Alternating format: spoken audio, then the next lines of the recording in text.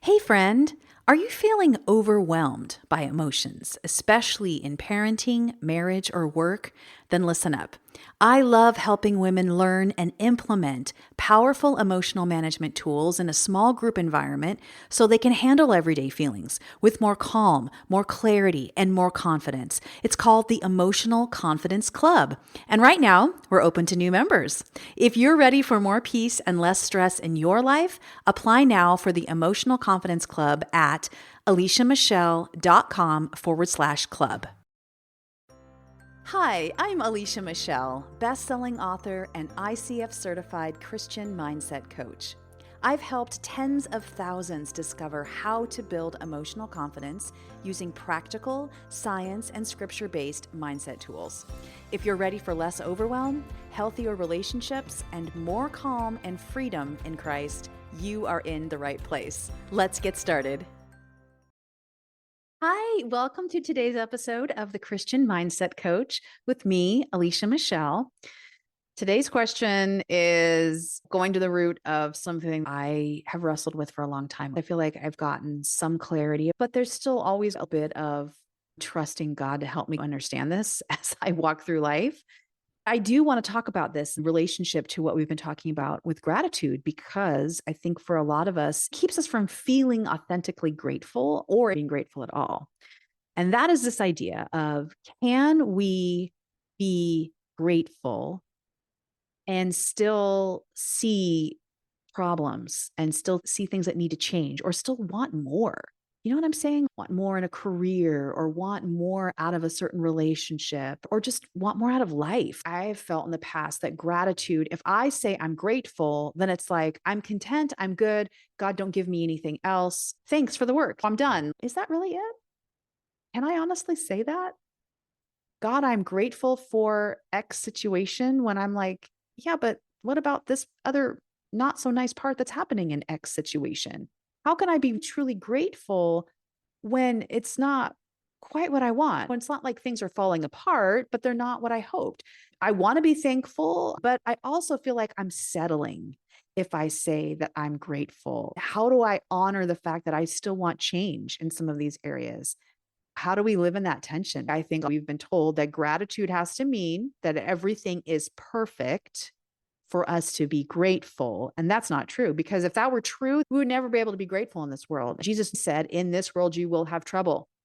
He also modeled gratitude. So how do we have gratitude in situations that still feel like we're longing for more? I want to talk to those of you who are listening who are like, there is that voice in me that just says, shouldn't I just be thankful for what I have? Shouldn't I just be thankful that I have a job? Shouldn't I just be thankful that I have kids, or that my husband isn't off running with some other lady or doing some drugs? So how do I live in that place where that's true? Maybe that's not my reality, but I also am like, but this, and this. And I'm upset about that. I want you to know that if you're in that place, you're seen, friend. And it's not ungrateful to want something to change. Do you hear what I'm saying? I really hope you're hearing that, because it was a light bulb for me when I learned that I can be in a place of contentment and gratitude with God and joy and still feel there's change that I pray that you would make happen, God. It's not ungrateful to want things to be better, even if they already are pretty good. I think it's that longing inside of us that reminds us that we were made for heaven. We were made for a perfect world, which we are not living in. So why wouldn't our souls long for perfection and things to be made right? We have to be careful that that longing doesn't overshadow the gift of what God has given to us right now. That's the danger. But I do think that there is a way to live in that.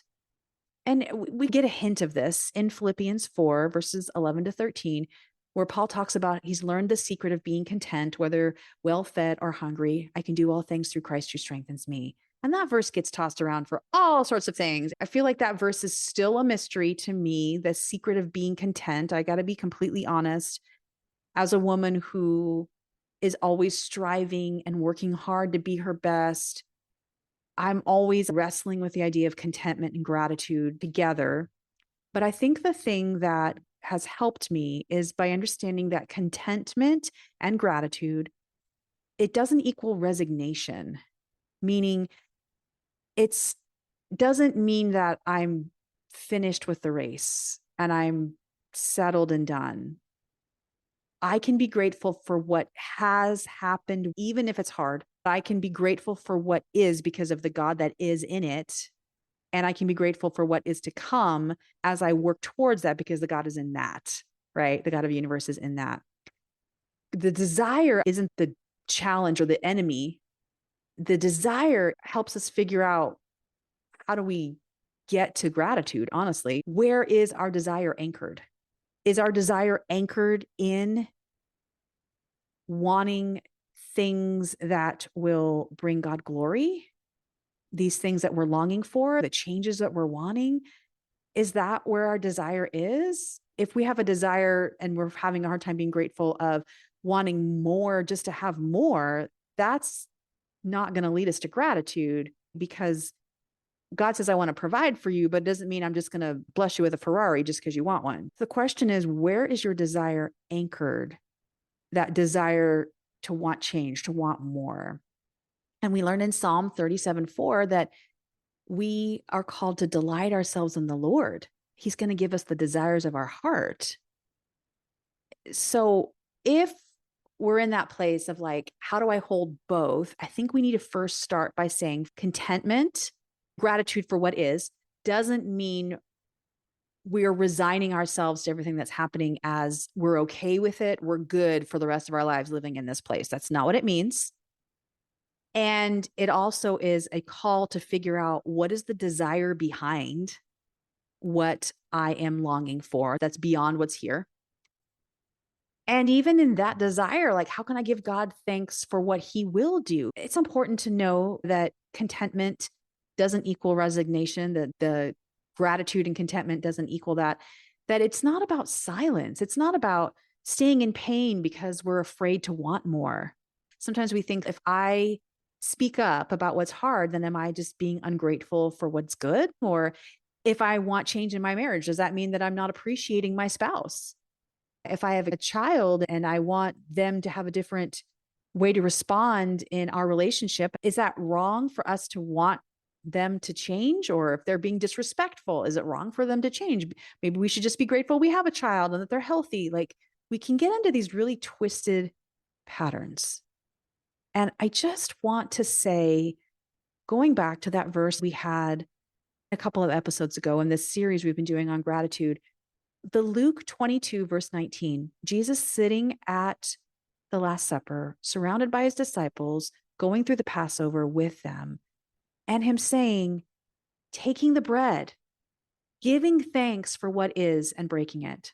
Do you know another story where this happens is when he was on the hillside, surrounded by all these people who had been listening to him preach all day. The disciples are like, these people are hungry. And he's like, go find food for them, Jesus tells them. And they're like, we don't have any food. Lord, what are you talking about? And he's like, well, what do you have? And they bring the loaves and the fish, right? They bring what they have to him. And he takes that and says, thanks. And it becomes enough when he says thanks for what is. So we can want, and we can know that he's going to, if these desires are rooted in what he wants, he's going to give us the desires of our heart. So when we ask for that, it's being multiplied for him. It's not a discontentment. And also showing gratitude in the way the Last Supper was, before the change happens, it's the ultimate act of trust.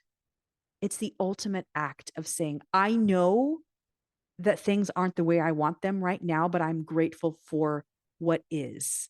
I know that I would have things change a little bit in this area, or a lot in this area, but I still can say thanks because you are still a good God. You're still a God who loves me. That's what Jesus had to say that night at the Last Supper. You are still a God in control. You are still a God who is good. You are still a God who has called me with purpose. And so I'm going to walk in it and I'll be thankful for it. The bread you've given me today is enough. That's what the Israelites had to learn. Walking around in the desert, letting God feed them every day. Do you know that if they picked up more of that manna than what they needed for the day, it would turn all maggoty and gross and they couldn't eat it? God gave them exactly what they needed that day, and they were called to be thankful for that, even though he knew that tomorrow morning they would need more. That in general is just how our strength is too. We don't get strength for tomorrow until tomorrow comes. We can be grateful for what we have and still have the desire for more as long as it's rooted in what a good desire of the Lord. God honors that tension and knows we still long for more, but we can still be grateful. We don't have to be thankful for a situation, but we can thank God in it, right? For his presence, his character, and his promise to keep working. We can be thankful for what he will do. Jesus, I'm sure, was not thankful that the Pharisees and the teachers of the law were plotting to kill him. He was not happy that one of his very special chosen disciples was going to betray him by turning him into the leaders. He wasn't happy that another one of his leaders was going to stand before a whole group of people and deny that he even knew him. All of these things, I'm sure, weren't things that made him happy. I don't have to be thankful necessarily for how things are working out, but I'm thankful that you are in it. I'm thankful for your presence, your character, and your promise to keep working. And that's why gratitude can be sacrificial. It's an offering of trust. We're thanking him for what he will do. And so what that looks like in real life, to bring it back home to that, is in marriage. I'm thankful for this marriage. I'm praying for deeper connection. And I'm praying that we could resolve this issue. I'm praying that my husband would grow as a spiritual leader. And I'm praying that we would be able to find something new to connect around in this next season of life. I'm praying that we could work through this issue that keeps coming up in our marriage, but I'm still thankful for it. I'm still thankful. In parenting, I'm thankful for my kids, but I am allowed to say that this is a hard season. I'm allowed to say that this is relentless. I was telling this to a coaching client the other day who is going through a season of young parenting where the kids are young. I told her, I remember that season as the one word I described it in my head, and I still think of it like this: relentless. It was absolutely draining and relentless. Was I grateful for all 4 of my precious babies? Absolutely. I am still so grateful, but I know that was a relentless season and I was allowed to say it's hard. I think we get the baggage around it that means that I'm not appreciative of it if I say that's not true. You're just stating, you can say for a career, I'm thankful for this job.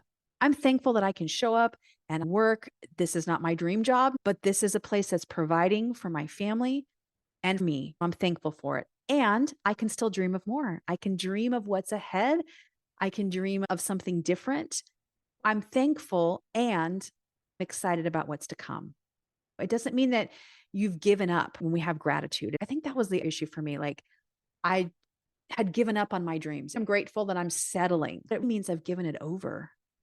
It means I'm thankful for what is and for what's to come. I'm thankful that God is in control of all of it. And so if that's interesting, if you want to learn more about what it looks like to really identify those obstacles that keep you from being grateful, really notice that in a deep way. And if you want to be able to process, what does that mean about being grateful before God? Maybe there's some baggage between you and God that needs to be worked through for you to be at a place where gratitude is your response. Gratitude is not something we develop instantly like a microwave. It's a result of a heart that is surrendered to God, in connection with God, and it's an overflow.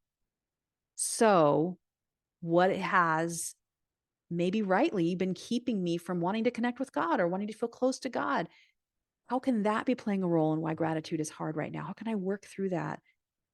What do I need to do to practice once I've worked through some of the obstacles? What do I need to do to practice gratitude and to begin to make it more habitual in my life? Our goal isn't to just have a gratitude journal and list things we're grateful for every September and October and move on. Like, we want to be able to become women who are impacted by gratitude, whose lives are changed because we have this overflow of thankfulness in our heart every day.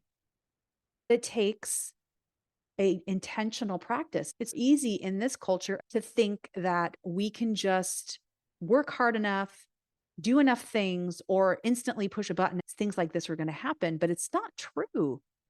Having a heart that's full of gratitude, it is an intentionality behind it. It takes a practice. It's not about works, but it is about indwelling with Christ in an honest way. These things are an overflow of it. So if that's what you're interested in, I invite you to apply for the Emotional Confidence Club.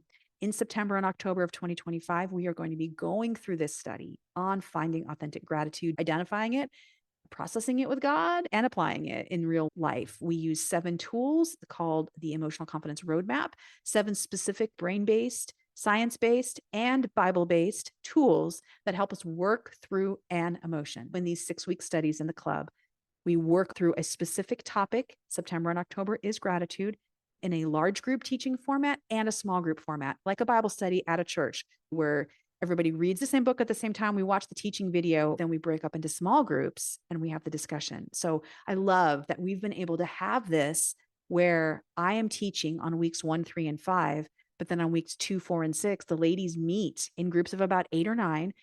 They meet virtually on Zoom and talk about these concepts. And it's all tied together with our playbook, which walks you through those 3 parts of identifying it, processing it, and applying it, and gives you specific exercises enough to help you do that part in your life and connect with God as part of it so that it's changing you. It's changing you. And you have a playbook. So you can look at it and go, hey, this is how I can help myself. If I get to a place where gratitude is hard, I can get back to a place using these tools and walk through it again and get there. Join us. We open up this group the last 2 weeks of the month before we start a new study. So the last 2 weeks of August, we are officially opening it up. We have a Save Your Spot program that, depending on when you're listening to this, may or may not be open. The purpose of Save Your Spot is we have more women apply than we have spaces available. So you can save your spot, just like, when you go to Disney World and you do the fast pass or different ways to save your spot in line for Space Mountain, you can save your spot for the next study coming up. All of that is part of the process because we want to make sure we give everyone a chance to be a part of the group who wants to be, and we let them in as we have space. So all of it starts by applying. So start with aliciamichelle.com/club. You'll see the information about the Emotional Confidence Club, and you'll click on the button to apply for the club. We start September 3rd and close the doors to new members August 31st. Again, maybe earlier if we fill the spots before then. So if this is interesting to you, I invite you to get on it now because I know this is coming out in August and we are really close to that deadline. aliciamichelle.com/club. All right, I have one more topic of gratitude I want to talk to you about, and this is the linchpin of all of it. This is the bigger picture. And honestly, my call to gratitude. I can't wait to share with you more about that in our next episode. Take care.